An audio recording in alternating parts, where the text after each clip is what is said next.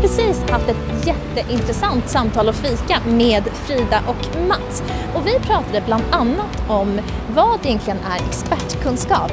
Vi pratade om överdigitalisering och hur det ser ut i världen och ifall man kan vara en aktivist och jobba med de här frågorna på myndigheter. Det här är Growing Together.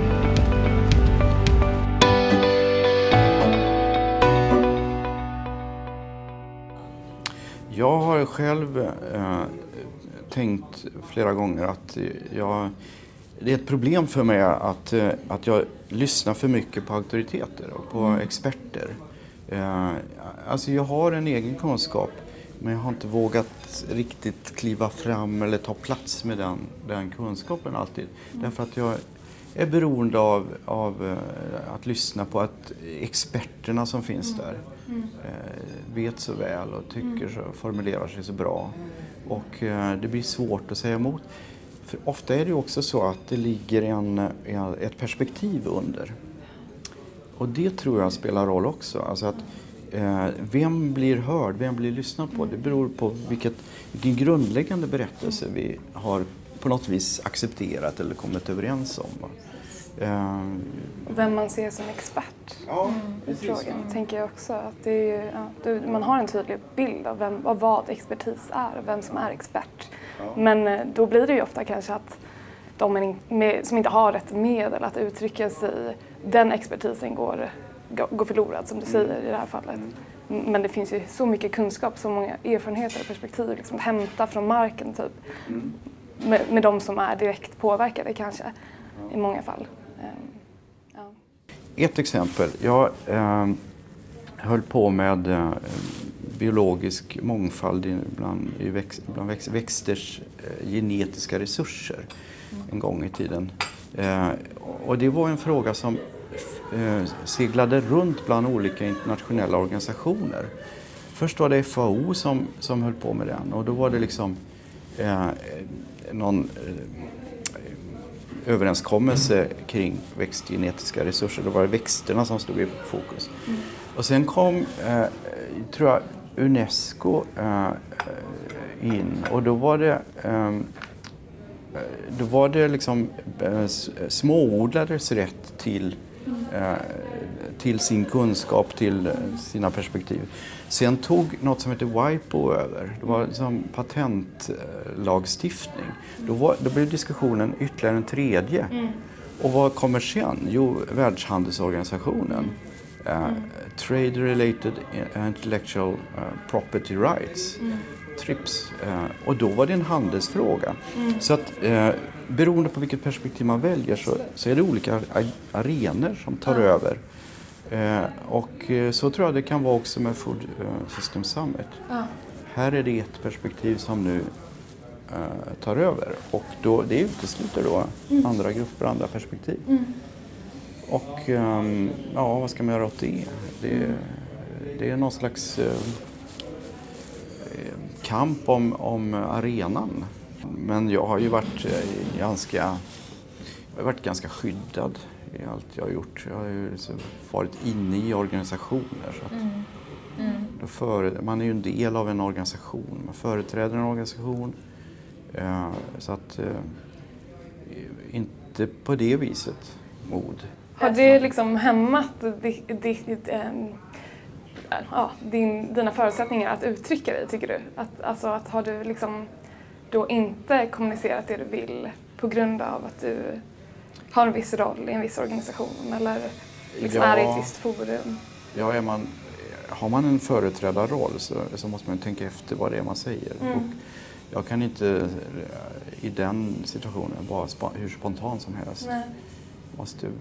Måste liksom veta vilken huvudsaklig riktning och det jag säger, om det får några negativa följder och sådär. Och hur mycket kan jag säga? Det måste jag tänka på då, i den rollen. Men sen har det varit andra situationer där jag kan vara mycket friare då, så att det har varit både och. Ja, precis. Ja. Det är kanske därför det är viktigt också att liksom bredda diskussionen till andra miljöer och liksom låta andra människor också som inte är liksom i en roll i en organisation ta plats, för att då kanske det blir en annan typ av diskussion där man kan uttrycka sig på ett annat sätt. Och, möjligtvis. Det tror jag absolut. Det har du rätt i. Men Frida, alltså, du som är närmare i ålder än vad jag är, och den här Greta-generationen. Hur ser du på den rörelsen? Alltså, Fridays for Future? Jo, men det är väl lite samma där, tänker jag. Att sådär, unga människor inte känner att de blir tagna på allvar. Och att det är en kamp mot de som sitter på makt, pengar och liksom i de här stora företagen. Och att de inte lyssnar på unga generationen eller inte bryr sig om. Det är väl det jag tänker liksom är orsaken till varför vi protesterar.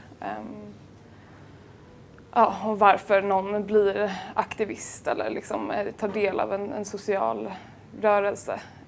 Men också att liksom man kan hitta en gemenskap där och kommunicera tillsammans och liksom hitta en identitet i det man vill få fram, liksom, sitt budskap. Tycker du att det ger dig hopp när du ser Fridays for Future? Eller är det hopp eller frustration som är den starkaste känslan? Ja, lite både och, tror jag faktiskt. Alltså, jag tycker ju att det är väldigt härligt att många unga är engagerade och liksom känner att de kan ta en sån här kamp. Men samtidigt så eftersom det grundar sig i kanske då att det inte finns en dialog mellan de här grupperna, så är ju det också tragiskt att det ska behöva komma till det liksom. Men det känns ju ändå som att det har ju liksom eldat på en diskurs, en generell diskurs, och liksom att det har satt press på de här liksom kanske stora bolagen som och liksom fossil- och oljebranschen så att jag tycker ändå att man har sett liksom ett skifte. Sen vet jag inte om det är tillräckligt stort eller... Så vi står ju då, om man tittar globalt, inför en jätteutmaning. Alltså väldigt mycket mer människor, och hur ska människor få mat? Och liksom, tittar man på de stora talen så blir man ju förvirrad och sådär. Men det händer ju jättemycket på vad är det man äter. Alltså nu börjar vi fundera över hur man äter alger. Det är väl kanske inte det jag gör lite kitslig med mat sådär. Alger är det precis perfekta så, men det är ju jättespännande att man utvecklar nya maträtter och fiskodling på land. Alltså det finns massa saker som händer. Så att det finns också hopp kring att man kan hitta nya lösningar. Ja. Men sen tänker jag också att man också, det är mycket fokus på nya lösningar, nya innovationer, men att man också då kan lära sig av vilka gamla metoder har vi som har varit väldigt hållbara och liksom, hur har de sett ut världen över. Att det här fokuset på att liksom, vi ska framåt, vi ska utvecklas och liksom, teknologin kommer save us all. Den, jag vet inte om jag helt tror på den. Liksom. Jag tycker att man snarare kan lära sig mycket av hur det har traditionellt gjorts.